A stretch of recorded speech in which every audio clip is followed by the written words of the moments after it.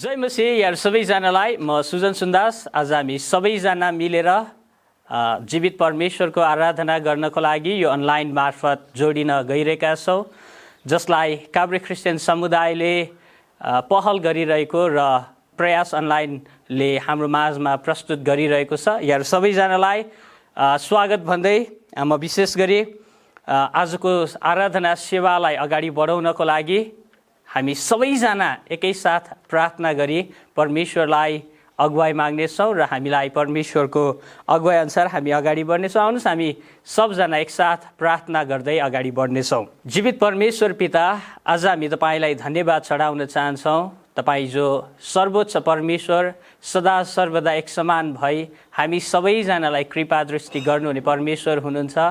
हामी तपाईँ परमेश्वरको चरणतिर फर्किएर तपाईँ परमेश्वरको कृपालाई ध्यानमा राखी प्रभु हाम्रो हृदयको आनन्द र शान्तिमा तपाईँ परमेश्वरको आराधना गर्न गइरहेका छौँ। तपाईँ परमेश्वरले हामी सबैजनालाई एउटै मनको एउटै आत्मामा जोडिएर प्रभु तपाईँ परमेश्वरको आराधना गर्नलाई सहायता गर्नुहोस्। चाहे हामी जुनसुकै ठाउँमा हौँ, चाहे हामी एक्लै आइसोलेसनमा भए तापनि, चाहे हामी परिवारसँगको साथमै तपाईँ परमेश्वरको आराधना गर्नु परे तापनि, चाहे विदेशी भूमिमा रही तपाईँ परमेश्वरको आराधना गर्नु परे तापनि प्रभु हामी तपाईँतिर फर्कन्छौँ। तपाईँ परमेश्वरलाई हाम्रो आराधनाको केन्द्रबिन्दु बनाउँछौँ र हामी तपाईँ परमेश्वरलाई उचाल्छौँ, किनभने तपाईँ परमेश्वर हरेक परिस्थितिमा हामीलाई सम्हाल्ने र हामीलाई तपाईँ परमेश्वरको अनुग्रह गर्ने परमेश्वर हुनुहुन्छ। हामी धन्यवाद दिँदै आजको आराधना सेवामा हामी सबै मण्डली, सबै व्यक्ति, सबै तपाईँ परमेश्वरका जनहरू तपाईँतिरै फर्किएर हाम्रो जीवन तपाईँमा अर्पण गर्छौँ। हाम्रो यो आराधनामा उचालिनुहोस् येशू प्रभुको नाममा, आमेन। यार सबैजनालाई म जोड्न चाहन्छु र स्वागत भन्न चाहन्छु। आज हामी जुनसुकै ठाउँमा भए तापनि परमप्रभु हाम्रो माझमा हुनुहुन्छ, जसले हामीलाई नडरा म तेरो साथमा छु भनी हरेक समयमा हामीलाई उत्साह पनि दिइराख्नु भएको छ।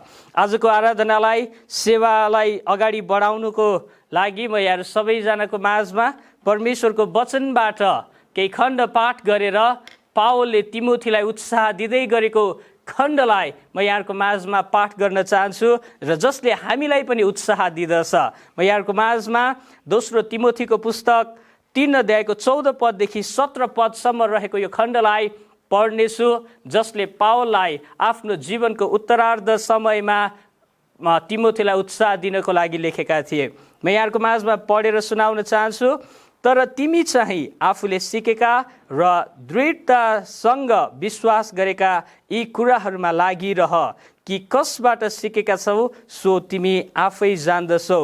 तिमी बाल्यकालदेखि पवित्र धर्मशास्त्रसँग परिचित छौ, जसले ख्रिस्ट येशूमा भएको विश्वासद्वारा मुक्तिको निम्ति तिमीलाई शिक्षा दिन सक्छ। सम्पूर्ण पवित्र शास्त्र परमेश्वरको प्रेरणाबाट भएको हो।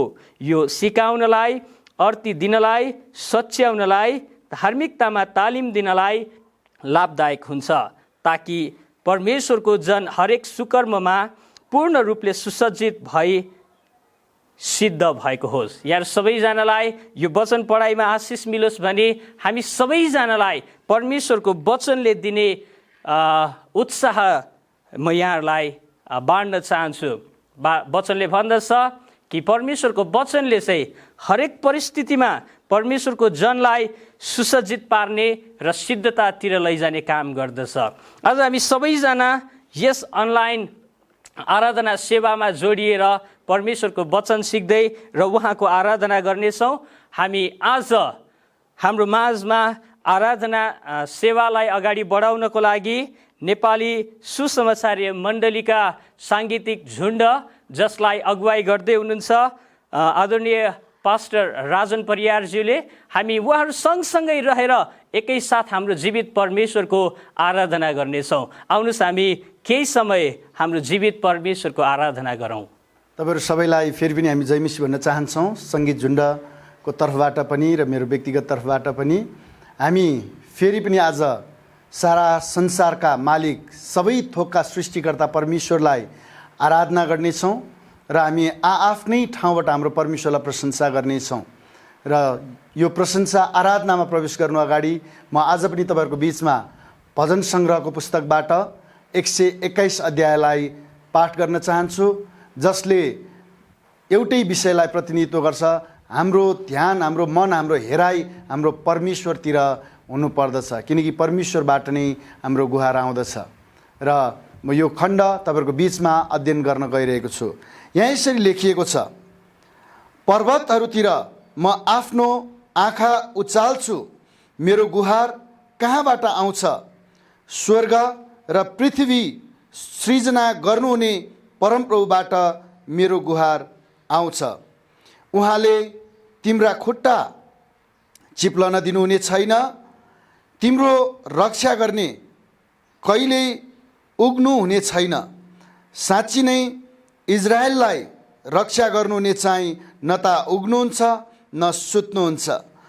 परमप्रभु तिम्रा रक्षक हुनुहुन्छ, परमप्रभु तिम्रो दाहिने हाततिरको तिम्रो छहारी हुनुहुन्छ।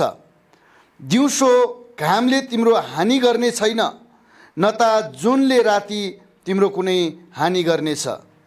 परमप्रभुले तिमीलाई सब विपत्तिबाट जोगाउनु हुनेछ। उहाँले तिम्रो प्राणको रक्षा गरिदिनुहुनेछ। तिमी बाहिर जाँदा र भित्र आउँदा परमप्रभुले तिम्रो रक्षा गर्नुहुनेछ, अहिले अनि सदा सर्वदा। आमेन। अब हामी केही भजन गीतहरू गाउँदै परमेश्वरलाई प्रशंसा र आराधना गर्नेछौँ। भजन नम्बर 519, महान प्रभुलाई महिमा, परमप्रभुलाई प्रशंसा भन्ने भजन गाउँदै हाम्रो प्रभुलाई हामी सबैजना मिलेर हाम्रो दिलो ज्यानले, हाम्रो तन मन धनले प्रभुलाई प्रशंसा गर्नेछौँ। हाम्रा मनहरू परमेश्वरतिर उठाउनेछौँ, हाम्रा हृदयका आँखाहरू परमेश्वरतिर उठाउनेछौँ, किनकि हाम्रो एउटै भरोसा परमप्रभु परमेश्वर मात्र हुनुहुन्छ र हाम्रो गुहार परमप्रभु परमेश्वर मात्र हुनुहुन्छ। आउनुहोस् यो भजन गाउँदै हामी प्रभुलाई प्रशंसा गर्नेछौँ अनि उहाँलाई आराधना गर्दै उहाँको नजिक हामी जानेछौँ।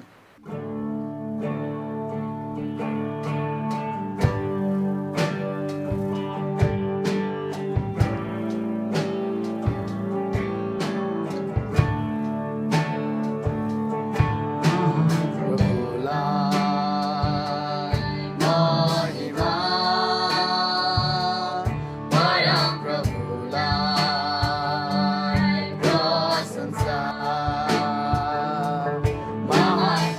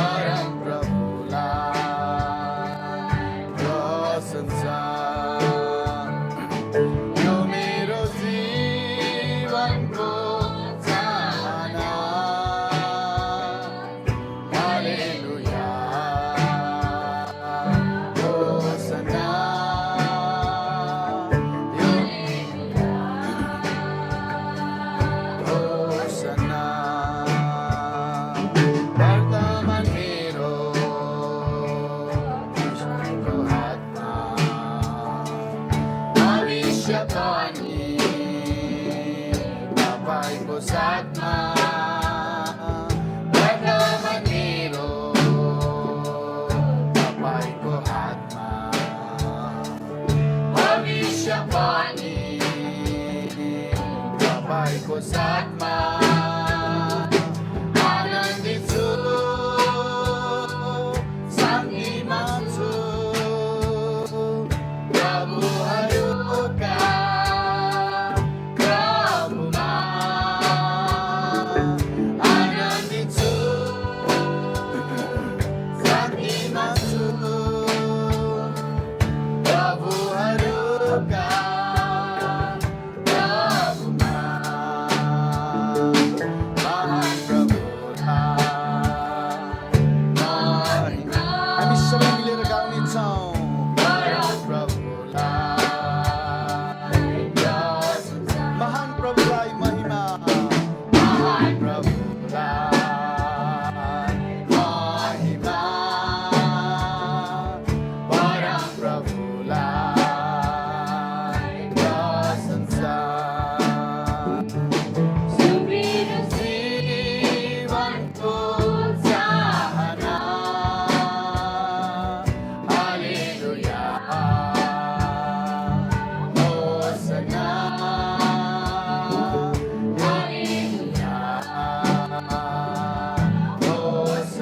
सर्वाङ्ग मेरो येशूको हातमा सर्वाङ्ग छु प्रभु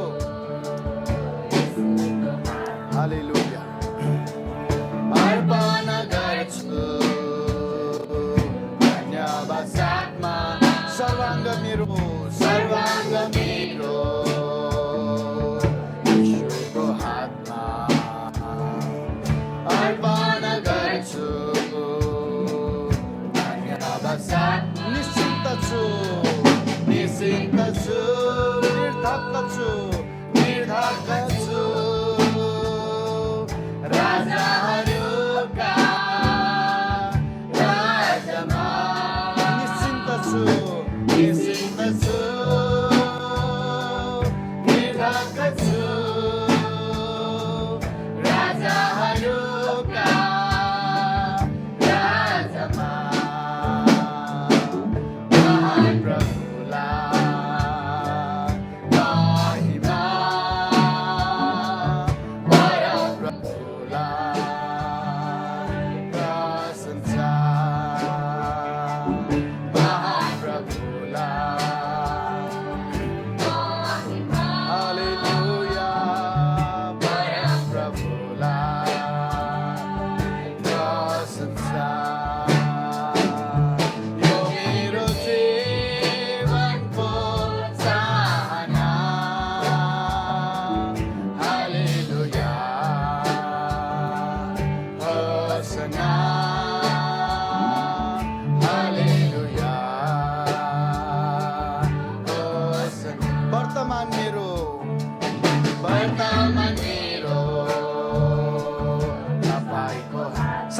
वर्तमान हाम्रो प्रभुकै हातमा छ अनि हाम्रो भविष्य पनि प्रभुकै हातमा छ हालेलुया आउनुहोस् हामी हातहरू उठाउँदै सबैजना मिलेर गाउनेछौँ प्रभुलाई प्रशंसा गर्नेछौँ हाम्रो वर्तमान भविष्य अनि सबै प्रभुको हातमा त्यो प्रभुलाई हामी महानता सारा महानतामा हामी उचाल्नेछौँ हालेलुया आनन्दित छु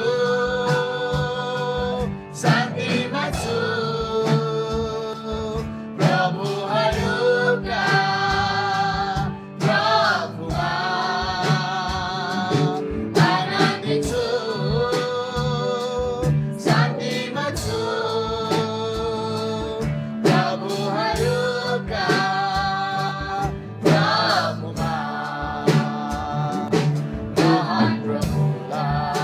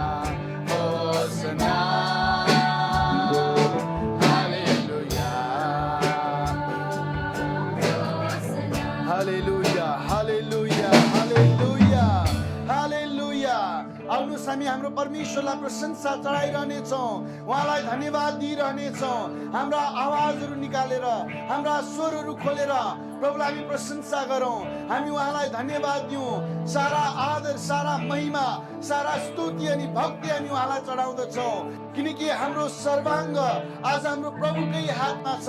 आज हाम्रो भविष्य पनि हाम्रो प्रभुकै हातमा छ। हामी उहाँमा निश्चिन्त छौँ, उहाँमा निर्धक्क छौँ। आज सारा संसार आफ्नो जीवनमा निर्धक्क हाम्रो प्रभुमा मात्र हुन सक्दछ। हामी प्रभुमा निर्धक्क भएर, निश्चिन्त भएर हामी उहाँलाई निरन्तर रूपमा उठाउनेछौँ, उचाल्नेछौँ। हाम्रो वर्तमान, हाम्रो भूत, हाम्रो भविष्य सबै कुरा हाम्रो प्रभुको हातमा छ। हाम्रो जीवन नै हाम्रो प्रभुको हातमा छ।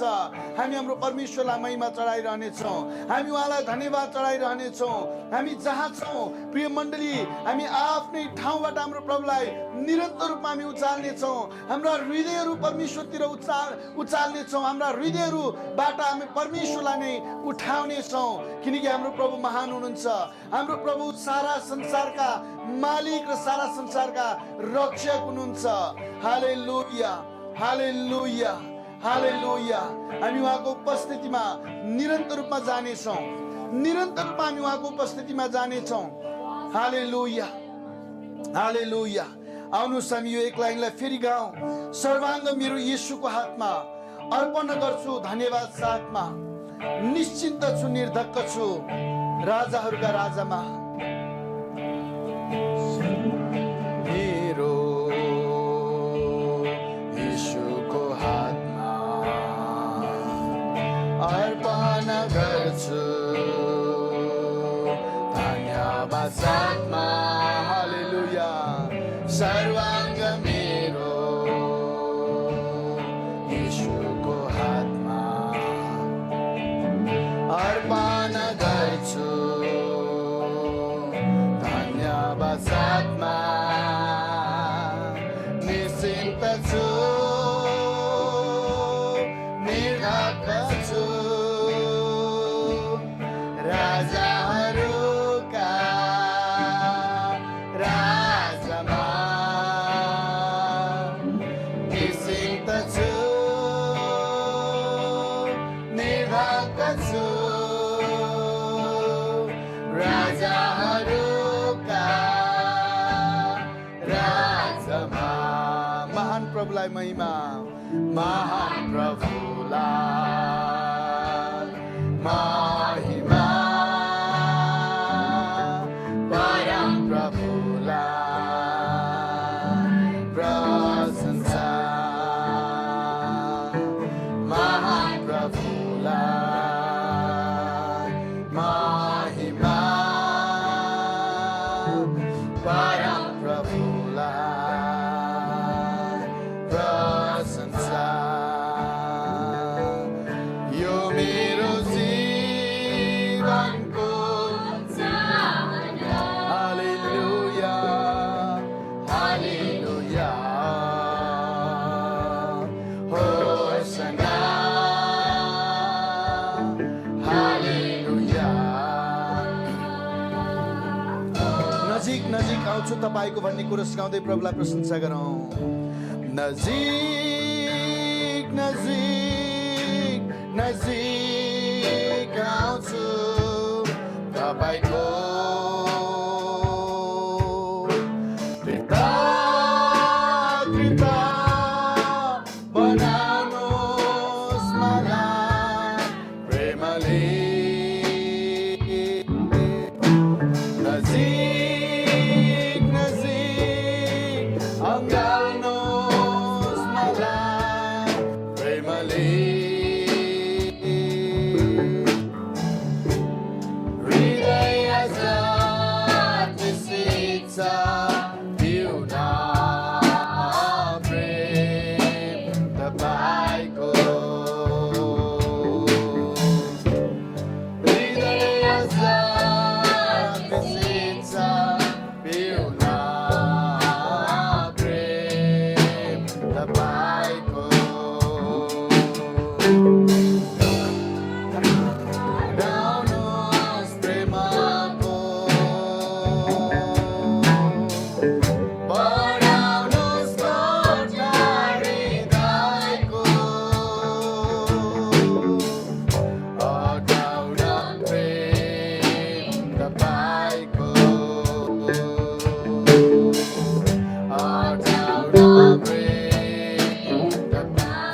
गाउनेछौँ नजिक नजिक नजिक नजिक नजिक आउँछु तपाईँको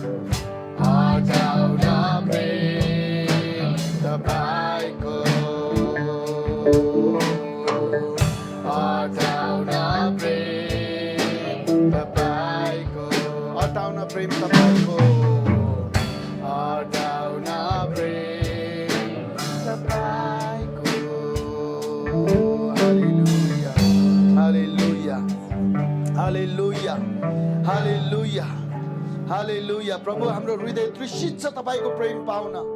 प्रभु तपाईँको प्रेम बढाउनुहोस्, बढाउनुहोस् प्रभु कोठा हृदयको। हालेलुया हालेलुया। तपाईँको हात बढाएर प्रभु हामीलाई थाम्नुहोस्। हाम्रा सबै परिस्थितिहरूमा प्रभु तपाईँ नै हाम्रा प्रभु भइकन, हाम्रो शरण स्थान अनि हाम्रो किल्ला भइकन प्रभु हामीलाई ढाक्नुहोस्। हालेलुया हालेलुया हालेलुया। पर्वतहरूतिर म आफ्नो आँखा उचाल्छु, मेरो गुहार कहाँबाट आउँछ? स्वर्ग र पृथ्वी सृष्टि गर्नुहुने परम प्रभुबाट नै मेरो गुहार आउँछ। हालेलुया। आउनुहोस् प्रभुलाई हामी ताली बजाएर धन्यवाद दिनेछौँ। हामीलाई गुहार दिनुहुने हाम्रो प्रभु, हाम्रा परमेश्वर, हामी उहाँलाई धन्यवाद दिनेछौँ। हालेलुया। आज हाम्रा सबै परिस्थितिमा, हाम्रा सबै अवस्थाहरूमा, वर्तमान समयमा जुन परिस्थिति हुँदो हामी गइरहेका छौँ, यी सबै परिस्थितिमा हाम्रो गुहार हाम्रो परम प्रभु परमेश्वरबाट नै आउँछ। हामी बाहिर जाँदा, हामी भित्र आउँदा परम प्रभु नै हाम्रो रक्षक हुनुहुन्छ, आज अनि सदा सर्वदा। आज हाम्रो जीवनको गन्तव्य, आज हाम्रो जीवनको लक्ष्य हाम्रो प्रभु हुनुहुन्छ। हामी येशूको पछि हिँडेका छौँ। हामीले हाम्रो जीवनमा येशूलाई पछ्याएका छौँ। सारा सृष्टिलाई प्रेम गर्नुहुने, सारा मानवलाई उद्धार दिनुहुने प्रभु येशूलाई आज हामीले पछ्याएका छौँ। हामी फर्काउँदैनौँ। कुनै पनि परिस्थितिले हामीलाई परमेश्वरको प्रेम र परमेश्वरबाट अलग गर्न सक्दैन। हालेलुया। हामी यो भजन गाउँदै प्रभुलाई आराधना गर्नेछौँ। उहाँको अझै नजिक, उहाँसँगै हामी समय बिताउनेछौँ। येशूको पछि म हिँड्न लागेँ।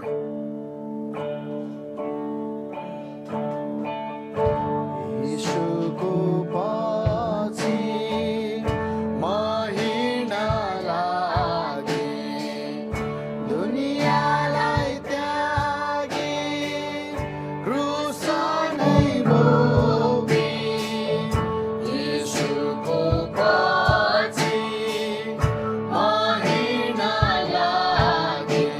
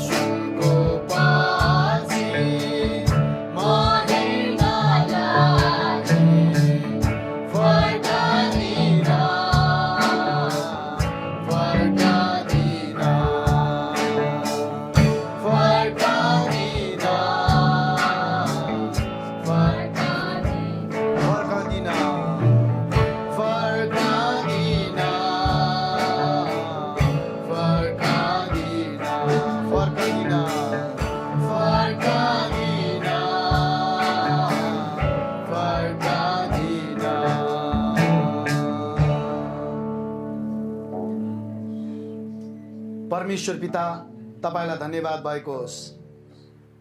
हामीले तपाईँको पछि हिँड्ने निर्णय गरेका छौँ। तपाईँको पछि पछि तपाईँलाई नै पछ्याउने निर्णय गरेका छौँ। प्रभु, हामीले संसारमा छँदै गर्दा, संसारमा जिउँदै गर्दा धेरैपल्ट खराब समयहरूको सामना गर्नुपर्छ। धेरैपल्ट एकदम अप्ठ्यारो र असहज परिस्थितिहरू हुँदो हामी हिँड्नुपर्छ। तर हामी यो जान्दछौँ कि हामीले तपाईँ ख्रीष्ट येशूलाई पछ्याएका छौँ। आज सबै कुरा सृष्टि गर्नुहुने र आफ्नो नियन्त्रणमा राख्नुहुने परमेश्वरलाई हामीले पछ्याएका छौँ। प्रभु, हामी तपाईँको पछि हिँड्न लागेका छौँ। हामी फर्कँदैनौँ। प्रभु, सबै परिस्थितिमा दृढता साथ र बलियोसँग तपाईँमा भरोसा गरेर खडा हुनलाई हामीलाई सहायता गर्नुहोस्। धन्यवाद। बाँकी सम्पूर्ण भागहरू हामी तपाईँ परमेश्वरको हातमा राख्दछौँ। प्रभु, जसरी हाम्रो आराधनाबाट तपाईँ उचालिनु भयो, हाम्रा अरू सबै भागहरू, वचनको सेवाकाई, प्रार्थना, भेटी, यी सबै कुराबाट तपाईँको महिमा भएको होस्। प्रभु, तपाईँ नै उचालिनु भएको होस्। हामी जहाँ छौँ, हामी आफ्नै परिवारमा र जुन ठाउँमा रहेर तपाईँलाई महिमा गर्दैछौँ, प्रभु, तपाईँ हाम्रो हृदय जान्नुहुने र हाम्रो हृदय जाँच्नुहुने प्रभु हुनुहुन्छ। यसकारण हाम्रो भरोसा तपाईँमा छ। तपाईँ सर्वव्यापी परमेश्वर हुनुहुन्छ। आज यसै घडी एकैपल्ट तपाईँ सबै ठाउँमा र सबका प्रभु तपाईँ हुनुहुन्छ। सबै कुरा तपाईँको हातमा राख्छौँ। अनुग्रह, आशिष दिनुहुने प्यारो प्रभु येशू ख्रीष्टको नाममा, आमेन। हामी सबैजनाले हाम्रो जीवित परमेश्वरको आराधना नेपाली सुसमाचारीय मण्डलीको साङ्गीतिक झुन्ड र अगुवाई गर्ने पास्टरज्यूसँगै रहेर हामी परमेश्वरको आराधना गरेका छौँ। यो समय हामी हाम्रो जीवित परमेश्वरलाई हाम्रो दैनिक जीवनमा उहाँले दिनुभएको आशिषको स्रोतहरूबाट उहाँलाई भेटी अर्पण गर्नेछौँ। हामी यो समय सबैजना मिलेर आफूसँग जे छ, हामीलाई परमेश्वरले जेले आशिषित तुल्याउनु भएको छ, त्यही कुरा हामी जीवित परमेश्वरलाई नै अर्पण गर्नेछौँ। आउनुहोस्, यो समय हामी सबैजना मिलेर भेटी चढाउनेछौँ उहाँको वेदीमा। र यहाँ सबैजनाले यो समयमा 347 नम्बरको भजनमा सहभागी हुँदै यो भजन गाउँदै हृदयको शुद्धतामा, आनन्दमा उहाँलाई हामीसँग भएको भेटी चढाउनेछौँ।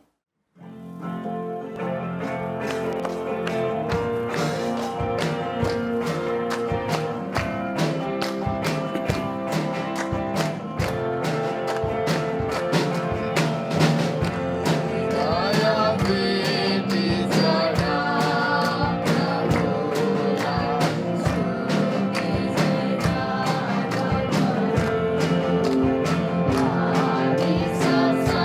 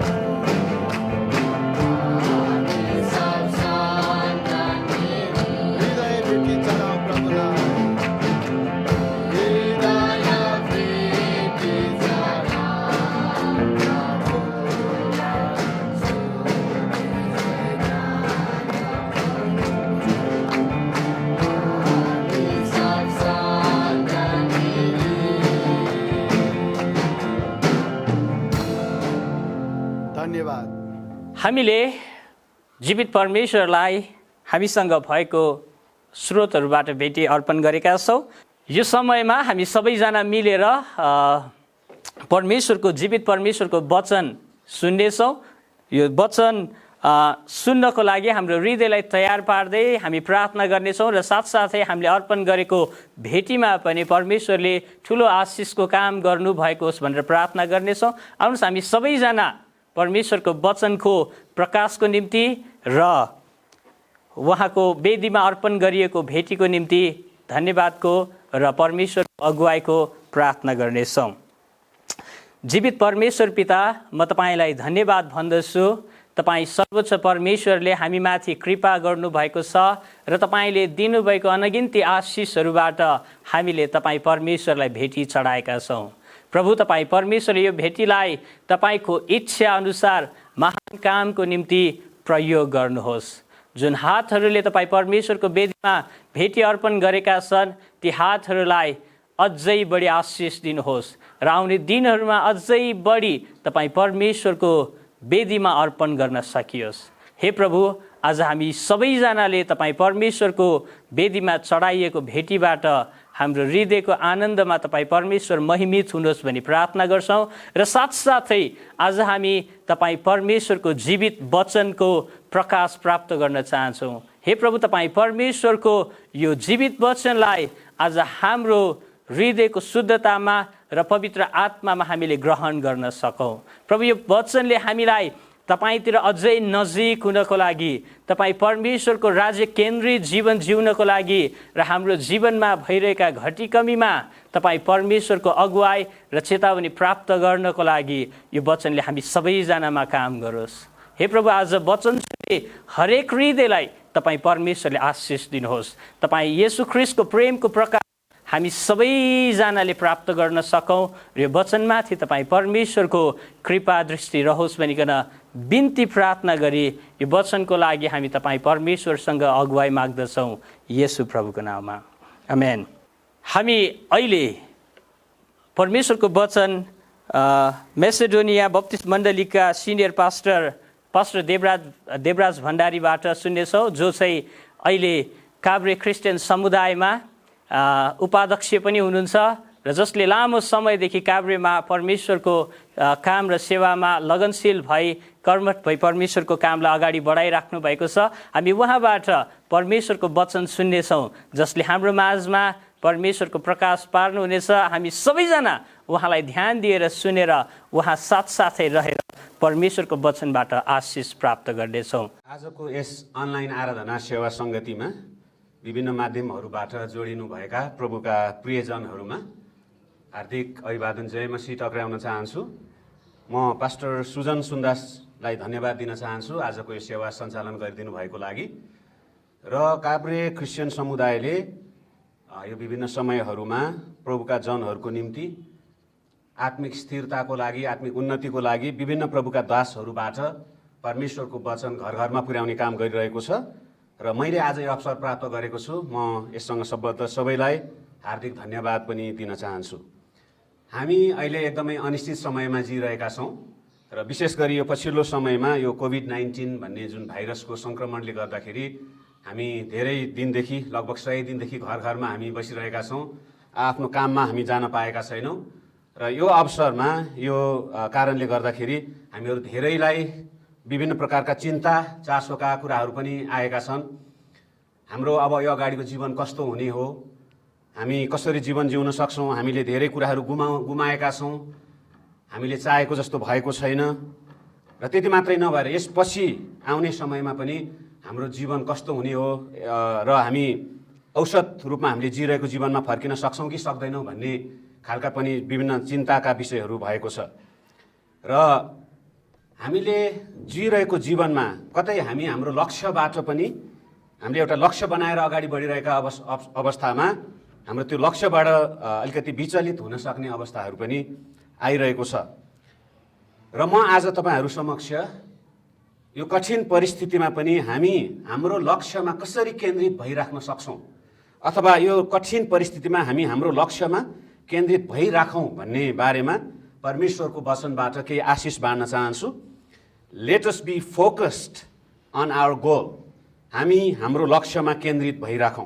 यसको लागि हामी पवित्र धर्मशास्त्र बाइबल फिलिप्पीको पत्र 3 अध्यायबाट एउटा खण्ड म तपाईँहरूको निम्ति पढ्न चाहन्छु। फिलिप्पी 3 अध्याय 12देखि 16 पद यसरी लेखिएको छ, मैले यी सबै अघिबाटै प्राप्त गरिसकेको छु अथवा म अघिबाटै सिद्ध भइसकेको छु भनेर त होइन, तर ती कुराहरूलाई पक्रनको निम्ति म अघि बढिरहेको छु जुन कुराको निम्ति ख्रीष्टले मलाई पक्रनु भयो। भाइ हो, मैले यी सब पक्रिसकेको छु भनी म ठान्दिनँ, तर म एउटा काम गर्दछु कि पछाडिका कुराहरू बिर्सेर र अगाडिका कुराहरूतिर जोडसँग लम्कँदै ख्रीष्ट येशूमा परमेश्वरको स्वर्गीय बोलावटमा पाइने पुरस्कारको निम्ति निशानातिर जोडसँग अघि बढ्दछु। हामी परिपक्व हुनेहरू चाहिँ सबै यस्तै मनका हौँ र तिमीहरू कुनै कुरामा अरू विचारका छौ भने परमेश्वरले तिमीहरूलाई त्यो पनि प्रकट गरिदिनुहुनेछ। केवल हामीले जे प्राप्त गरिसकेका छौँ त्यसमा दरिला भई बसौँ। परमेश्वरको वचन पढाइमा हामी सबैलाई परमेश्वरले धेरै आशिष दिनुभएको होस्। कसैले मानिसको जीवनलाई र विशेष गरी हामीले जीवन जिउने कुरालाई चाहिँ शिकार खेल्ने कुरासँग तुलना गरेको छ। जब हामी शिकार खेल्न जङ्गलमा जान्छौँ भने त्यहाँनिर एउटा लक्ष्य लिएर हामी गएका हुन्छौँ। यदि शिकार खेल्न जाने मान्छे जङ्गलमा जुन जनावर देख्छ, जुन बाटो देख्छ त्यतैतिर जान थाल्यो भने उसले शिकार खेल्न सक्दैन। यदि उसले शिकार खेल्ने कुरामा सफल हुने हो भने ऊ चाहिँ एउटा निश्चित ठाउँमा गएर प्रतीक्षा गर्नुपर्छ र त्यो बाटो भएर जनावरहरू आउँछ भन्ने कुरा उसले विश्वास गर्नुपर्छ र उसले लक्ष्य केन्द्रित भएर बस्नुपर्छ र त्यसपछि मात्रै उसले आफ्नो शिकार खेल्ने काममा ऊ चाहिँ सफल हुन सक्छ। धेरै पल्ट हामीहरूको जीवन पनि लक्ष्यमा केन्द्रित नभएको कारणले हामी विभिन्न ठाउँहरूमा भौतारिरहेका हुन्छौँ। तपाईँ व्यवसाय गर्ने मान्छेलाई हेर्न सक्नुहुन्छ, व्यवसाय गर्ने कुरा चाहिँ लामो समयको लक्ष्य हुन्छ। यदि एउटा व्यवसाय गर्ने मान्छेले गएर एउटा व्यवसाय सुरु गर्छ, उसलाई भोलिपल्टदेखि फाइदा हुँदैन, धेरै समय लाग्न सक्छ। मलाई पनि विद्यालय सञ्चालन गर्ने सानो अनुभव छ अनि मलाई अहिले पनि याद छ, मैले जब विद्यालय सुरु गरेँ पहिलो 5 वर्षसम्म लगातार रूपमा निरन्तर रूपमा म घाटामा गएँ अनि त्यसपछि बल्ल थोरै मात्रामा विद्यालयले चाहिँ आर्थिक उत्पादन गर्न थाल्यो। सबै ठाउँमा जुन ठाउँमा हामी सहभागी हुन्छौँ, चाहे त्यो व्यवसाय होस् चाहे जागिर होस्, कुनै पनि ठाउँमा त्यसले उत्पादन गर्नलाई समय लाग्छ। कृषिमा पनि त्यही नै हो। त्यसै गरी त्यो समयमा हामी यदि हाम्रो लक्ष्यबाट विचलित भयौँ भने, लक्ष्यबाट हामी बाहिर गयौँ भने, मैले के को लागि यो गर्दैछु भन्ने कुराबाट हामी विचलित भयौँ भने त्यसले जति उत्पादन जसरी उत्पादन दिनुपर्ने हो, जुन समयमा उत्पादन दिनुपर्ने हो त्यसले दिन सक्दैन। हामी त्यसबाट विचलित भएर जान्छौँ। त्यसै गरी हाम्रो जीवनमा एउटा मानिसको रूपमा पनि र हामी एउटा क्रिस्चियनको रूपमा पनि हाम्रो लक्ष्य के हो भन्ने कुरामा हामी स्पष्ट हुनुपर्छ। कसैले यसो भनेको छ, यदि हामी असल प्रकारले हामीले सुरुवात गऱ्यौँ भने त्यो चाहिँ आधा सफलता हो भनेर भनेको छ। त्यो भनेको के हो भने यदि हाम्रो लक्ष्य सुरुमा नै हामी स्पष्ट छौँ भने र हामी लक्ष्यमा केन्द्रित भएर हामी जिउँछौँ र त्यो काम गर्छौँ भने त्यसले निश्चित रूपमा हामीलाई सफलतामा पुर्याउँछ। तर हामी हाम्रो लक्ष्यमा अस्पष्ट भयौँ र केन्द्रित भएनौँ भने हामी त्यसलाई पुरा गर्न सक्दैनौँ। फिलिप्पीको पत्र जुन खण्ड हामीले अहिले पढ्यौँ यो चाहिँ पौल भन्ने एकजना व्यक्तिले लेख्नु भएको हो। हामीलाई पौलको बारेमा थाहा छ। येशू ख्रीष्टलाई विश्वास गर्नुभन्दा अगाडि पौल चाहिँ मण्डलीलाई सताउने व्यक्ति थिए। उनको जीवनको एउटा लक्ष्य थियो त्यतिखेर पनि। उसको जीवनको लक्ष्य चाहिँ धेरै पैसा कमाउने थिएन, प्रख्याति कमाउने थिएन, ती सबै उसँग थियो। विद्वान मानिस थिए, तर उसको जीवनको लक्ष्य चाहिँ क्रिस्चियनहरूलाई सताउने, क्रिस्चियनहरूलाई झ्यालखानामा हाल्ने, सकिन्छ भने मार्ने र उनीहरूलाई दुःख दिने थियो। जब येशू ख्रीष्टमा उसले विश्वास गरे, येशू ख्रीष्टले उसलाई दर्शन दिनुभयो र येशू ख्रीष्टमा विश्वासी भए, त्यसपछि सुसमाचार प्रचार गर्ने प्रचारक भए, प्रचारका यात्राहरू उनले गरे, मण्डलीहरू स्थापना गरे र पावलको जीवनको लक्ष्य चाहिँ परिवर्तन भयो। र पावलको जीवनको लक्ष्य चाहिँ मानिसहरूलाई सुसमाचार सुनाउने, मण्डली स्थापना गर्ने, मानिसहरूलाई प्रभुमा वृद्धि गर्ने, स्थिर गराउने र सबै मानिसहरूलाई प्रभुको प्रेमको बारेमा बताउने भन्ने उसको जीवनको लक्ष्य भयो। अनि पावलले त्यो लक्ष्यलाई चाहिँ मेरो एउटै मात्रै लक्ष्य भनेर भनेको छ। पावलले यो खण्डमा भन्छ, मैले एउटै कुरालाई मात्रै ध्यान दिएको छु, मसँग 100वटा फरक एजेन्डाहरू छैन। अब मसँग दर्जनौं कुराहरू छैन जसको लागि म पछाडि जान्छु। मसँग एउटै एजेन्डा छ, त्यो चाहिँ मानिसहरूको निम्ति सेवा गर्ने हो, परमेश्वरको सेवा गर्ने र मानिसहरूलाई सुसमाचार सुनाउने हो। जर्मनको एउटा प्रख्यात प्रभाव रहेछ। यसले के भन्छ भने जसले धेरै कामहरूको सुरुवात गर्छ उसले थोरै मात्रै सफलता प्राप्त गर्छ। अनि म यो सुन्दाखेरि मलाई अचम्म लाग्यो, किन धेरै काम गर्नु हुँदैन र? तर त्यो भनेको होइन रहेछ। त्यो भनेको चाहिँ यदि हाम्रो फोकस, यदि हाम्रो ध्यान धेरै कुराहरूतिर छ भने चाहिँ हामीले थोरै मात्रै सफलता प्राप्त गर्न सक्छौँ। त्यसैले क्रिस्चियन जीवन जिउने कुरामा नि प्रियहरू हाम्रो ध्यान चाहिँ निश्चित कुराहरूमा केन्द्रित हुनुपर्छ।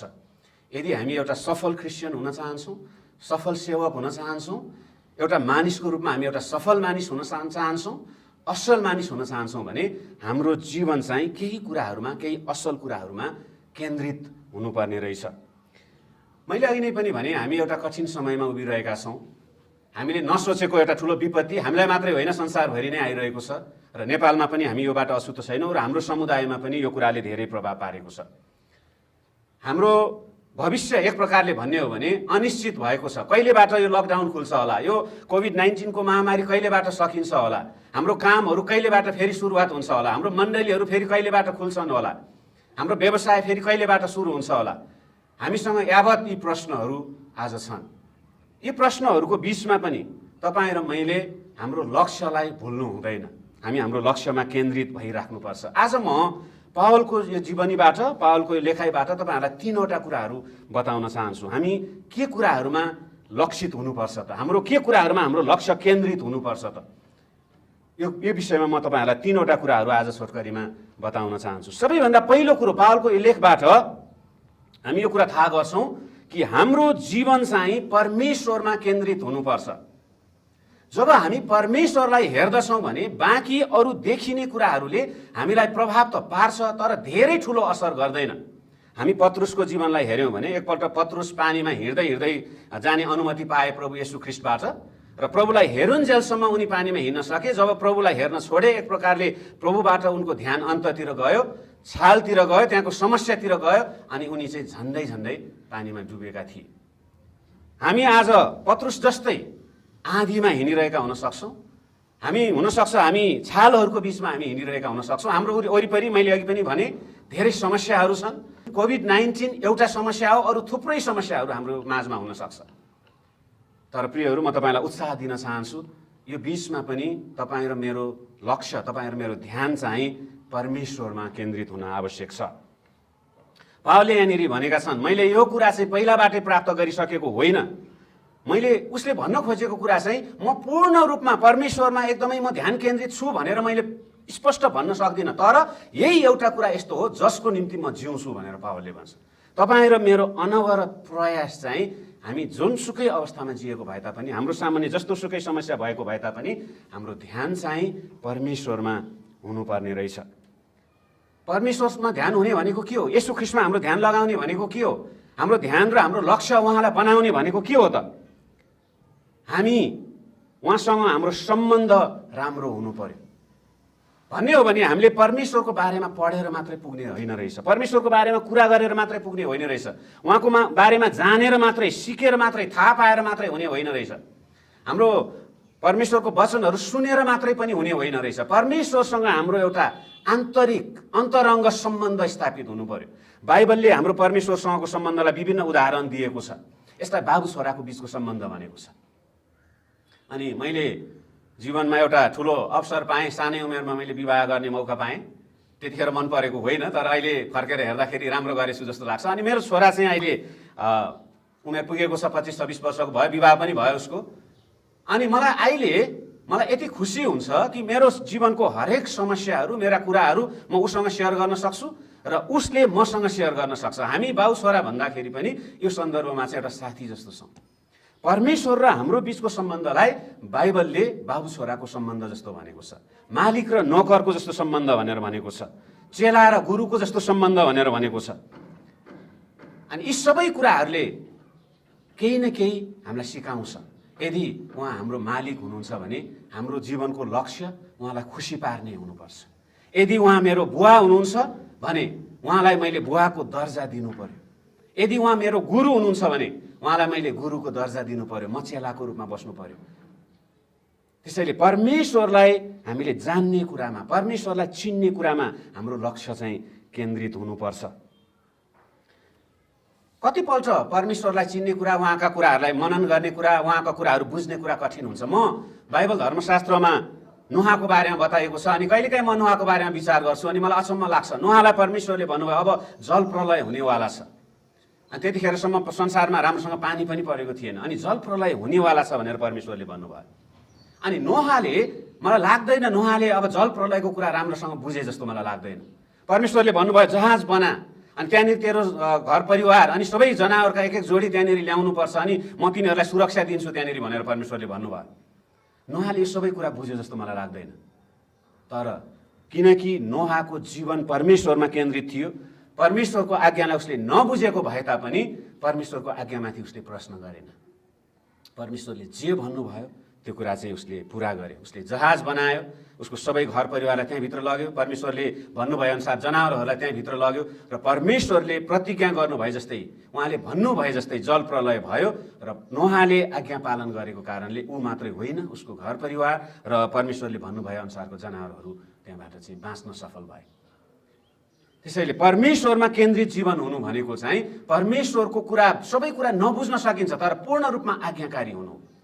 अब्राहमको बारेमा हामी हेर्न सक्छौँ। अब्राहम चाहिँ आफ्नो गाउँमा, आफ्नो ठाउँमा, आफ्नो कुटुम्बहरूसँग, आफ्ना मानिसहरूसँग, आफ्नो परिवारसँग आनन्दसँग बसेका थिए। परमेश्वरले भन्नुभयो अब्राहम त आफ्नो ठाउँ, आफ्नो देश, आफ्नो कुटुम्बलाई छोडेर मैले देखाउने ठाउँमा जा। मलाई लाग्दैन अब्राहमले त्यो सबै कुरा बुझे जस्तो लाग्दैन। तर बाइबल धर्मशास्त्रले भन्दछ, उत्पत्ति 12 अध्यायमा हामी देख्छौँ, अब्राहमले परमेश्वरले भन्नुभए जस्तै गरे र आफ्नो ठाउँ छोडेर परमेश्वरले भन्नुभएको ठाउँतिर उनी गए।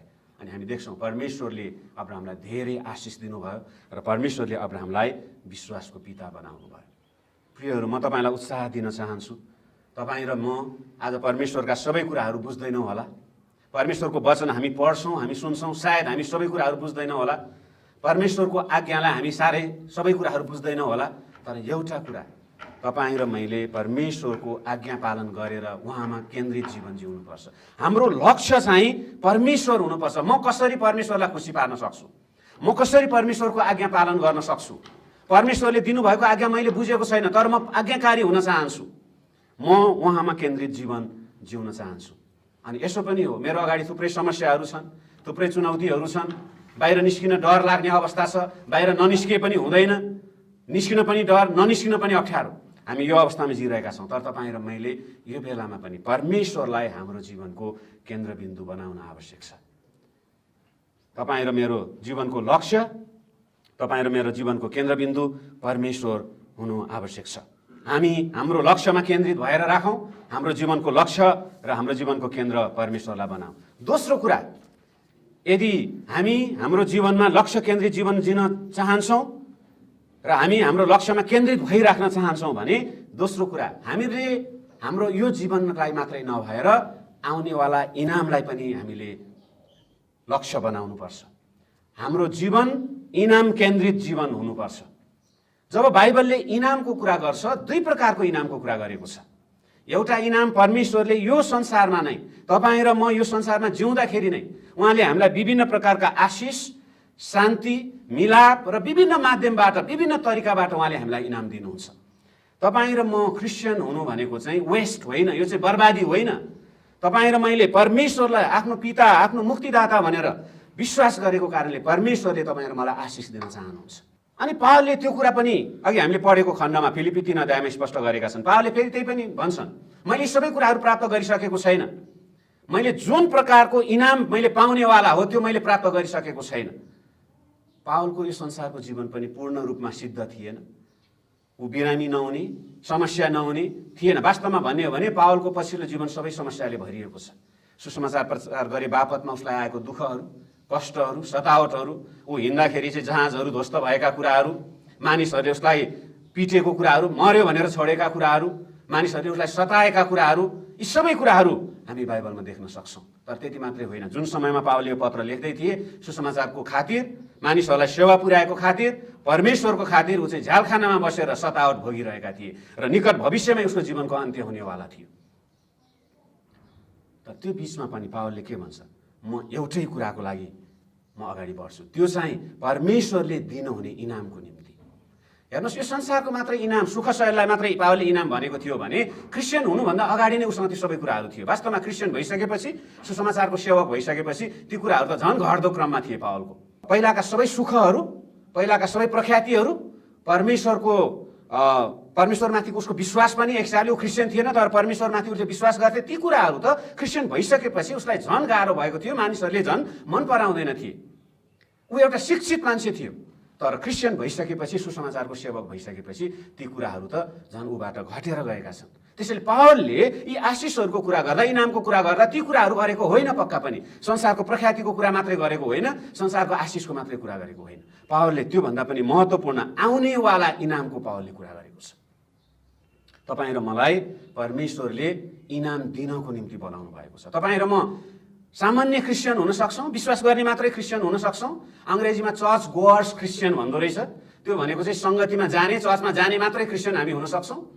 तर तपाईँ र म इनाम पाउने क्रिस्चियन पनि हुन सक्छौँ। तपाईँ र म सेवा गर्दाखेरि पनि त्यही नै हो। हामी सेवा गर्दाखेरि पनि हामी सेवा गर्ने मात्रै क्रिस्चियन हुन सक्छौँ, सेवा गर्ने मात्रै सेवक हुन सक्छौँ। तर तपाईँ र म इनाम पाउने गरी सेवा गर्ने क्रिस्चियन अथवा इनाम पाउने गरी सेवा गर्ने सेवक पनि हामी हुन सक्छौँ। बाइबल धर्मशास्त्रले इनामको कुरा धेरैचोटि गरेको छ। म तपाईँलाई एक दुईवटा पदहरू सेयर गर्ने अनुमति चाहन्छु। मत्तीको सुसमाचार 25 अध्यायमा येशू ख्रीष्टले इनामको कुरा गर्नुभयो। उहाँमाथि विश्वास गर्ने र नगर्ने, इमान्दारिता साथ उहाँको सेवा गर्ने र नगर्ने मानिसहरूको बारेमा उहाँले कुरा गर्नुभयो। अनि मत्ती 25 को 21 पदमा येशूले यसो भन्नुभयो, मालिकले भने, स्याबास असल र विश्वासी नोकर, त थोरै कुरामा विश्वासी भइस्, अब म तँलाई धेरै कुराको जिम्मा दिनेछु, त आफ्ना मालिकको खुसीमा सहभागी हो। यहाँ चाहिँ येशू ख्रीष्टमाथि विश्वास गर्ने, परमेश्वरमाथि विश्वास गर्ने मानिसहरू, उहाँको सेवा गर्ने मानिसहरूको बारेमा उहाँले भन्नुहुन्छ। ती मानिसहरू जसले इमान्दारिता साथ सेवा गर्छ, जसले इमान्दारिता साथ विश्वास गर्छ, ती मानिसहरूलाई जब न्यायको दिन आउँछ, जब येशू ख्रीष्ट दोस्रो पल्ट उहाँ आउनुहुन्छ, मानिसहरूको न्याय हुन्छ, त्यो बेलामा येशूले भन्नुहुन्छ, उहाँले भन्नुहुनेछ, स्याबास र विश्वासयोग्य नोकर, तँलाई धेरै कुराको जिम्मेवारी दिइनेछ, तँ तेरो मालिकको खुसीमा सहभागी हो। परमेश्वर तपाईँ र म खुसीमा सहभागी भएको चाहनुहुन्छ। अर्को ठाउँमा यसरी लेखिएको छ, यसकारण मेरा प्रिय भाइ हो, स्थिर र अटल रहो, प्रभुको काममा सधैँ बढ्दै जाओ, किनकि तिमीहरू जान्दछौ कि प्रभुमा तिमीहरूको परिश्रम व्यर्थमा हुँदैन। पहिलो कोरिन्थी 15 अध्यायको 58 पदमा यसरी लेखिएको छ, जब तपाईँ र मैले निरन्तर रूपमा स्थिर रहेर प्रभुको काममा हामी बढ्दै जान्छौँ, प्रभुको काम गर्दै जान्छौँ, विश्वासमा बढ्दै जान्छौँ, बाइबल धर्मशास्त्रले भन्दछ त्यो परिश्रम चाहिँ खेर जानेवाला छैन। त्यो परिश्रमको लेखा हुनेछ, त्यो परिश्रमको हिसाब किताब हुनेछ। अनि येशू ख्रीष्टले त्यसलाई चाहिँ इनाम भनेर भन्नुभयो। जब तपाईँ र मैले परमेश्वरको निम्ति परिश्रम गर्छौँ भने उहाँले तपाईँ र मलाई चाहिँ इनाम दिनुहुनेछ। त्यसै गरी अर्को खण्डमा यसरी लेखिएको छ, यसकारण स्वर्गीय बलाहटमा सहभागी भएका पवित्र भाइ हो, हामीले दृढ स्वीकार गरेका प्रेरित तथा प्रधान पुजारी येशूलाई विचार गर। हिब्रू 3 अध्यायको 1 पदमा लेखिएको छ, हामीले उहाँलाई हेर्नुपर्छ र उहाँको इनामलाई हामीले हेर्नुपर्ने रहेछ। त्यसैले हामी यदि हाम्रो लक्ष्यमा केन्द्रित भएर हामी जिउन चाहन्छौँ भने, if you want to be focused on our goal, पहिलो कुरा चाहिँ हाम्रो लक्ष्य चाहिँ परमेश्वर हुनुपर्छ। दोस्रो कुरा हाम्रो लक्ष्य चाहिँ हामीले कसरी इनाम पाउने भन्ने कुरामा हुनुपर्छ। र तेस्रो कुरा म तपाईँलाई बताउन चाहन्छु, यो अन्तिम कुरा हुनेछ। यदि हामी लक्ष्य केन्द्रित जीवन जिउन चाहन्छौँ, हाम्रो जीवन लक्ष्यमा केन्द्रित छ भनेदेखि हामीले हाम्रो मानिसहरूलाई सेवा पुर्याउने कुरा चाहिँ हाम्रो जीवनको लक्ष्य हुनुपर्छ। क्रिस्चियन जीवन र स्वार्थ, क्रिस्चियन सेवकाई र स्वार्थ सँगसँगै जाँदैन। अङ्ग्रेजीमा भन्छ आई, माई एन्ड माइसेल्फ भन्छ। क्रिस्चियन जीवनमा चाहिँ आई, माई एन्ड माइसेल्फ, म, मेरो र मलाई भन्ने मात्रै कुराले हामी क्रिस्चियन हुन सक्दैनौँ। यदि हामी त्यो कुरालाई हाम्रो जीवनमा प्रश्रय दिन्छौँ भने हाम्रो सेवकाई, हाम्रो क्रिस्चियन जीवन चाहिँ व्यर्थको हुनेछ। त्यसैले तपाईँ र मैले यो समयमा र अरू हरेक समयमा पनि, जुनसुकै एउटा सामान्य समयमा होस्, चाहे अहिले कोभिड-19ले यो अवस्थामा सबै मानिसहरूलाई दुःख दिइरहेको अवस्था होस्, तपाईँ र मैले हाम्रा मानिसहरूलाई सेवा पुर्याउने, हाम्रा मानिसहरूको सेवा गर्ने, त्यो चाहिँ हाम्रो जीवनको लक्ष्य हुनुपर्छ। तपाईँ र मैले परमेश्वरलाई मात्रै सेवा पुर्याएर हुँदैन, तपाईँ र मैले इनामको लागि मात्रै काम गरेर हुँदैन, तर हाम्रा मानिसहरू तपाईँ र मेरो जीवनबाट, हाम्रो सेवाबाट लाभान्वित हुनुपर्छ। हरेक क्रिस्चियनलाई परमेश्वरले यो जिम्मेवारी दिनुभएको छ। त्यसैले त उहाँले भन्नुहुन्छ, आफ्नो छिमेकीलाई आफैलाई जस्तै प्रेम गर। परमेश्वरले यसो भन्नु भएन, परमेश्वरलाई प्रेम गर सबैभन्दा ठुलो कुरा त्यो हो, अरू केही पनि गर्नु पर्दैन भनेर भन्नु भएन। अरूलाई प्रेम गर्दा नि हुन्छ, नगर्दा नि हुन्छ भन्नु भएन। उहाँले त्यो कुरालाई उल्लेख नगर्ने कुरा पनि गर्नु भएन, उहाँले उल्लेख गर्नुभयो र भन्नुभयो, जसरी तिमीहरूले परमेश्वरलाई प्रेम गर्छौ त्यसै गरी आफ्नो छिमेकीलाई प्रेम गर। क्रिस्चियन जीवन मानिसहरूलाई सेवा पुर्याउने लक्ष्यको साथ अगाडि बढ्नुपर्छ। क्रिस्चियन सेवकाई मानिसहरूलाई सेवा पुर्याउने लक्ष्यको साथ अगाडि बढाउनुपर्छ। अर्को शब्दमा भन्ने हो भने तपाईँ र मेरो जीवनको लक्ष्य मानिसहरूलाई सेवा पुर्याउने भन्ने हुनुपर्छ। हेर्नुहोस्, हामीहरू यस्तो समयमा छौँ, अनि अङ्ग्रेजीमा यसलाई सेल्फ सेन्टर्ड भन्छ, आफैमा केन्द्रित हुने समय हो। कति ठाउँमा त पल्लो कोठा पल्लो घर बस्ने मानिसहरूको बिचमा चिन्जान पनि हुँदैन, कुराकानी पनि हुँदैन, गफ पनि हुँदैन, उनीहरूको आवश्यकता के छ, समस्या के छ, त्यो कुरा त परै जाओस्। तर क्रिस्चियनहरूलाई चाहिँ त्यो छुट छैन रहेछ। क्रिस्चियन सेवक सेविकाहरूलाई त्यो छुट छैन रहेछ। तपाईँ र मैले चाहिँ पल्लो घरको मान्छेलाई नचिन्ने, पल्लो घरको मान्छेलाई सेवा नपुर्याउने, उनीहरूको घटीकमीमा, उनीहरूको समस्यामा सहभागी नहुने, त्यो छुट हामीलाई दिएको छैन। तपाईँ र मलाई आफैमा मात्रै केन्द्रित सेल्फ सेन्टर लाइफ जिउने अधिकार र छुट हामीलाई दिएको छैन। तपाईँ र म मानिसहरूलाई सेवा पुर्याउने कुरा चाहिँ हाम्रो जीवनको लक्ष्य हुनुपर्छ। बाइबलमा हामी यस्तो थुप्रै उदाहरणहरू हामी देख्न सक्छौँ। येशू ख्रीष्टलाई हामीले हेर्ने हो भने येशूले भन्नुभयो, म चाहिँ मानिसहरूलाई सेवा गर्नको निम्ति आएको हुँ, धेरै मानिसहरूको निम्ति आफ्नो जीवन अर्पण गर्नको निम्ति आएको हुँ भनेर येशूले भन्नुभयो। हामीलाई थाहा छ येशू ख्रीष्ट परमेश्वर हुनुहुन्छ, परमेश्वरको पुत्र हुनुहुन्छ, स्वर्गमा हुनुहुन्थ्यो र उहाँलाई चाहिँ संसारमा आउनु परेको एउटै कारण चाहिँ मानिसहरूको उद्धारको निम्ति। अनि उहाँले त्यो काम गर्नुभयो। येशू ख्रीष्ट संसारमा आउनु भएको आफ्नो लागि होइन। येशू ख्रीष्ट संसारमा आएर दुःख कष्ट भोग्नु भएको आफ्नो लागि होइन। येशू ख्रीष्ट मर्नु भएको आफ्नो लागि होइन। उहाँले कोर्राका चोटहरू सहनु भएको, रगत बगाउनु भएको आफ्नो लागि होइन, आफ्नो पापको लागि, आफ्नो भलाइको लागि होइन। येशू ख्रीष्ट संसारमा आउनु भएको, रगत बगाउनु भएको, कोर्राका चोटहरू सहनु भएको, उहाँ मृत्यु हुनुभएको, पुनरुत्थान हुनुभएको र फेरि पनि उहाँ आउनुहुनेछ। यी सबै हामीहरूको निम्ति हो, मानिसहरूको निम्ति हो। त्यसैले तपाईँ र मेरो जीवन पनि मानिसहरू केन्द्रित हुनुपर्ने रहेछ। हाम्रो जीवनको लक्ष्य कसरी मानिसहरूलाई सेवा पुर्याउन सक्छौँ भन्ने हुनुपर्ने रहेछ। येशू ख्रीष्ट मात्रै होइन, येशूको चेलाहरूको जीवनलाई हामीले हेर्छौँ भनेदेखि पनि उनीहरूको जीवन पनि मानिसहरूको सेवामा पूर्ण रूपमा समर्पित भएको हामी देख्छौँ। चेलाहरूको लाइफ सजिलो थिएन, चेलाहरूको जीवन सजिलो थिएन। चेलाहरूले जब येशू ख्रीष्ट स्वर्गारोहण हुनुभयो त्यसपछि चेलाहरूले गएर जुन प्रकारले सेवा गरे, अघि हामीले पावलको बारेमा हेऱ्यौँ, येशू ख्रीष्टका बाँकी चेलाहरूको बारेमा हामीले हेऱ्यौँ भने पनि उनीहरूको जीवन चाहिँ सजिलो थिएन। धेरै सतावटहरूको सामना गरे उनीहरूले, धेरै दुःखहरूको सामना गरे, अभावको सामना गरे।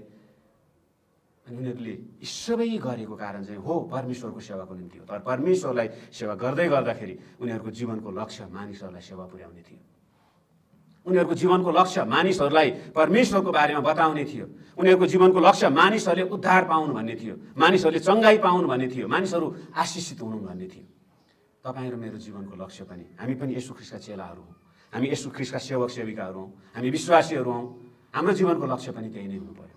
हामीले येशू ख्रीष्टलाई हाम्रो जीवनको केन्द्र बनाउँदै गर्दाखेरि, परमेश्वरलाई हाम्रो जीवनको केन्द्र बनाउँदै गर्दाखेरि कसरी मानिसहरूलाई हामीले सेवा पुर्याउन सक्छौँ, यो कुरामा पनि हामीले विचार पुर्याउनु पर्ने रहेछ। पहिलो राजा 17 अध्यायमा एउटा घटना छ। त्यहाँ एलिया भन्ने अगमवक्ता, अनि उनी चाहिँ भाग्दै जाने सिलसिलामा सारापत भन्ने ठाउँमा एउटा विधवाको घरमा पुग्छन्। अनि त्यो विधवाको घरमा चाहिँ खानको लागि केही पनि हुँदैन, एकसाथ खाने कुरा मात्रै उसँग हुन्छ। अनि एलियाले गएर त्यहाँ खाना माग्छन्, पानी माग्छन्। अनि विधवाले भन्छ मसँग केही पनि छैन, एकसाथ खानको लागि मात्रै पुग्नेछ। त्यसको बावजुद पनि त्यो विधवाले चाहिँ एलियालाई समेत त्यो खाना खुवाउँछिन्। त्यो घटना हामीलाई थाहा छ। त्यसपछि बाइबलले भन्छ विधवाको घरमा कहिले पनि त्यो अनिकाल नसकुन्जेलसम्म कहिले पनि खानाको अभाव भएन। क्रिस्चियन जीवन, क्रिस्चियन सेवकाई भनेको चाहिँ बलिदानको जीवन, बलिदानको सेवकाई रहेछ। यदि हामीले मेरो र हाम्रो बारेमा मात्रै हामीले विचार गर्छौँ भने हामीले क्रिस्चियन जीवन र क्रिस्चियन सेवकाई अगाडि बढाउन नसक्ने रहेछौँ।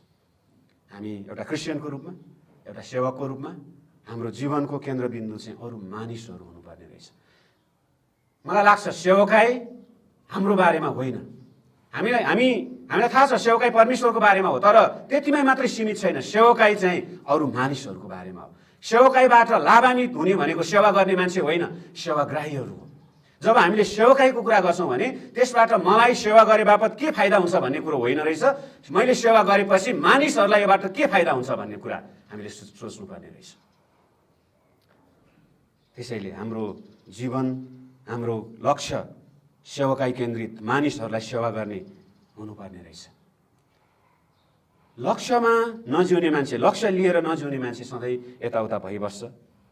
हामी लक्ष्यमा जिउँ भने हाम्रो गन्तव्यमा हामी पुग्न सक्छौँ। हामी को हौँ भन्ने कुराको परिभाषा चाहिँ हामीले के कुरामा विश्वास गर्छौँ भन्ने मात्रै होइन रहेछ, हाम्रो जीवनको लक्ष्य के हो भन्ने कुरा पनि रहेछ। यसलाई अर्को प्रकारले भन्ने हो भने हामी को हौँ भन्ने कुरा, हाम्रो लक्ष्य के छ भन्ने कुराले निर्धारण गर्ने रहेछ, हामीले के कुरामा विश्वास गर्छौँ भन्ने कुराले मात्रै होइन। हामीले यो कुरामा विश्वास गर्छौँ, त्यो कुरामा विश्वास गर्छौँ भन्न सक्छौँ, हामीले परमेश्वरमाथि विश्वास गर्छौँ भन्न सक्छौँ, हामीले येशू ख्रीष्टमाथि विश्वास गर्छौँ भन्न सक्छौँ, मेरो जीवनको केन्द्र येशू ख्रीष्ट हुनुहुन्छ भन्न सक्छौँ। तर हामीले लक्ष्य चाहिँ खराब राख्यौँ भने, फरक खालको राख्यौँ भने, हामीले मानिसहरूलाई सेवा पुर्याउने लक्ष्य राखेनौँ भने, परमेश्वरको आज्ञाकारी हुने लक्ष्य राखेनौँ भने, इनाम पाउने लक्ष्य राखेनौँ भनेदेखि चाहिँ हामीले भनेको र हामीले गर्ने कुरा चाहिँ फरक हुने रहेछ।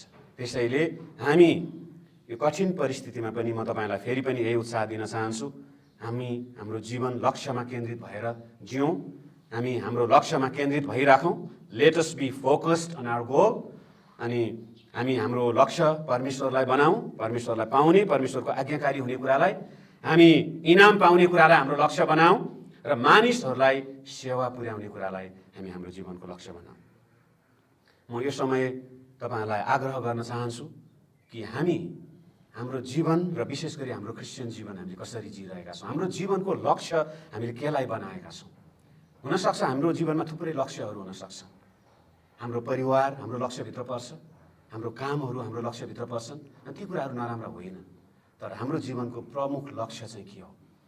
जुन कुराको लागि म आज जिउँछु, जुन कुराले चाहिँ मेरो जीवनको परिभाषा गर्छ, हाम्रो जीवनको त्यो लक्ष्य चाहिँ के हो? कि हामीले परमेश्वरलाई हाम्रो जीवनको केन्द्र बनाएका छौँ, परमेश्वरले हामीलाई दिन चाहनु भएको इनामलाई के हामीले हाम्रो केन्द्रबिन्दु बनाएका छौँ, र मानिसहरूलाई सेवा गर्ने कुरालाई के हामीले हाम्रो जीवनको लक्ष्य र केन्द्र बनाएका छौँ त? अनि मलाई आशा छ हामी विश्वासीहरूले, हामी क्रिस्चियन सेवक सेविकाहरूले यी कुराहरूलाई हाम्रो जीवनको लक्ष्य बनाएका छौँ। म तपाईँहरूलाई यो पनि अनुरोध गर्न चाहन्छु, तपाईँ एउटा मानिसको रूपमा पनि तपाईँको जीवनको लक्ष्य हुन्छ। धेरै लक्ष्य हुनसक्छ। तपाईँले सफलता पाउने लक्ष्य राख्नु भएको हुनसक्छ। तपाईँले हुनसक्छ ठुलो व्यवसाय गर्ने, राम्रो जागिर गर्ने, राम्रो क्यारियर निर्माण गर्ने, आफ्नो परिवारलाई राम्रो बनाउने, छोराछोरीलाई राम्रो बनाउने, यी सबै लक्ष्यहरू हुनसक्छन्। अनि त्यो राम्रा लक्ष्यहरू हुन्, त्यसलाई कायम राख्नु होला। तर तपाईँलाई म यो पनि भन्न चाहन्छु, यदि येशू ख्रीष्ट तपाईँको जीवनमा हुनुहुन्न भने, यदि येशू ख्रीष्टलाई तपाईँले आफ्नो प्रभु र मुक्तिदाता भनेर चिन्नु भएको छैन भने, तपाईँको जीवनको सबैभन्दा ठुलो कुरा तपाईँले गुमाउनु भएको छ। येशू ख्रीष्ट तपाईँलाई प्रेम गर्नुहुन्छ र तपाईँको निम्ति आउनुभएको। येशू ख्रीष्टले मानिसहरूलाई प्रेम गर्नुहुन्छ, त्यसैले मानिसहरूको छुटकाराको निम्ति, मुक्तिको निम्ति आउनुभएको। यदि येशू ख्रीष्ट तपाईँको जीवनमा हुनुहुन्न भने, येशू ख्रीष्टलाई जीवनमा पाउने कुरालाई तपाईँले पहिलो लक्ष्य बनाउनुहोस्। नजिकको मण्डली, नजिकको सङ्गति, नजिकको क्रिस्चियनहरूसँग सम्पर्क गर्नुहोला, जसले तपाईँलाई येशू ख्रीष्टलाई चिन्नको निम्ति, येशू ख्रीष्टको बारेमा जान्नको निम्ति, येशू ख्रीष्टलाई विश्वास गर्नको निम्ति तपाईँलाई सहायता गर्नेछन्। परमेश्वरले हामी सबैलाई धेरै आशिष दिनुहुनेछ। आशिष दिउन्। आउनुहोस् हामी प्रार्थना गरेर आजको यो सेवालाई अन्त्य गर्नेछौँ। परमेश्वर पिता, हामी तपाईँलाई धन्यवाद चढाउँदछौँ। यो सुन्दर अवसर हामीलाई दिनुभयो, यो अनलाइन सङ्गति मार्फत गीत आराधनाहरू गर्ने, तपाईँको वचन प्रचार गर्ने यो अवसर तपाईँले दिनुभएको लागि हामी धन्यवाद दिन चाहन्छौँ। परमेश्वर काभ्रेली क्रिस्चियन समुदायको लागि धन्यवाद छ, र यो प्रयास मिडियाको लागि हाम्रा भाइहरूको निम्ति हामी धन्यवाद दिन चाहन्छौँ, जसले यो प्रविधि मार्फत अनलाइनमा यी सेवालाई उहाँहरूले ब्रोडकास्ट गरिरहनु भएको छ। धन्यवाद छ अनि आशिष दिनुहोस् प्रभु। म हाम्रा श्रोता दर्शकहरूको निम्ति, हाम्रा विश्वासी आदरणीय दाजुभाइ दिदीबहिनी, आमा बुवा, हाम्रा छोराछोरी भाइ बहिनीहरूको निम्ति म प्रार्थना गर्छु, जसले यो वचनहरू उहाँहरूले सुन्नुहुन्छ, यो आराधनाहरू उहाँहरूले हेर्नुहुन्छ, सुन्नुहुन्छ। प्रभु उहाँहरूको जीवनमा तपाईँले आशिष ल्याउनुहोस्। म प्रार्थना गर्छु प्रभु, उहाँहरूको जीवनमा यदि तपाईँलाई प्राप्त गर्ने कुरा, तपाईँले दिने इनामलाई प्राप्त गर्ने कुरा, मानिसहरूलाई सेवा गर्ने कुरा उहाँहरूको जीवनको प्रमुख लक्ष्य भएको छैन भने, आगामी दिनहरूमा त्यो कुरा उहाँहरूको जीवनको प्रमुख लक्ष्य हुन सकोस् प्रभु। तपाईँ उहाँहरूको जीवनको केन्द्रबिन्दु हुन सक्नु भएको होस् प्रभु, हामी प्रार्थना गर्दछौँ। त्यति मात्र होइन परमेश्वर पिता, यदि यो वचन सुन्नेहरूमध्ये कसैले पनि तपाईँलाई आज चिन्नु भएको छैन, विश्वास गर्नु भएको छैन भनेदेखि म प्रार्थना गर्छु उहाँहरूलाई तपाईँलाई चिन्ने, तपाईँलाई पछ्याउने अवसर तपाईँले दिनुहोस्। नजिकको मण्डली, नजिकको सङ्गति अथवा विश्वासीहरूसँग जोडिएर तपाईँको बारेमा बुझ्ने, तपाईँलाई चिन्ने, ग्रहण गर्ने अवसर तपाईँले दिनुहोस् प्रभु। यही नै प्रार्थना गर्दछु। धन्यवाद छ यसमा सहभागी, यसमा सहायता पुर्याउने, सञ्चालन गर्ने अनि गीत सङ्गीतमा सहायता गर्ने हाम्रा भाइ बहिनीहरू, त्यसै गरी यो मिडियामा सहायता गर्ने हाम्रा प्रिय भाइहरू, अनि यसलाई सहजकर्ताको रूपमा सबै काम गर्ने हाम्रा सबैजना टिमका साथीहरूलाई तपाईँको हातमा राख्छु। तपाईँले प्रशस्त आशिष दिनुहोस्। आगामी दिनहरूमा पनि यो कार्यक्रम मार्फत निरन्तर रूपमा तपाईँको वचन प्रचार हुनको निम्ति तपाईँले ढोकाहरू खोलिदिनुहोस्, सहायता गरिदिनुहोस्। प्रभु धन्यवाद छ सबै कुराहरूको लागि। बाँकी जीवन, बाँकी समय तपाईँको हातमा राख्छौँ, आशिष माग्छौँ येशू प्रभुको नाउँमा, आमेन। यदि तपाईँहरूले यो कार्यक्रम र यो वचन सुनेर आशिषित हुनुभएको छ र निरन्तर रूपमा सुन्न चाहनुहुन्छ भने तपाईँहरूले कमेन्ट बक्समा गएर कमेन्ट गरिदिनु होला, लाइक गरिदिनु होला, र अरू आफ्ना मित्रहरूको लागि पनि सेयर गरिदिनु होला, र आगामी हप्ताहरूमा पनि निरन्तर यो कार्यक्रमसँग जोडिदिनु होला। र साथसाथमा तपाईँहरूको केही सुझाव सल्लाह छ भने पनि तपाईँहरूले कमेन्टमा गएर सुझाव सल्लाह दिन सक्नुहुनेछ। हामी तपाईँको सुझाव सल्लाहको प्रतीक्षामा रहनेछौँ। धन्यवाद। जय मसीह।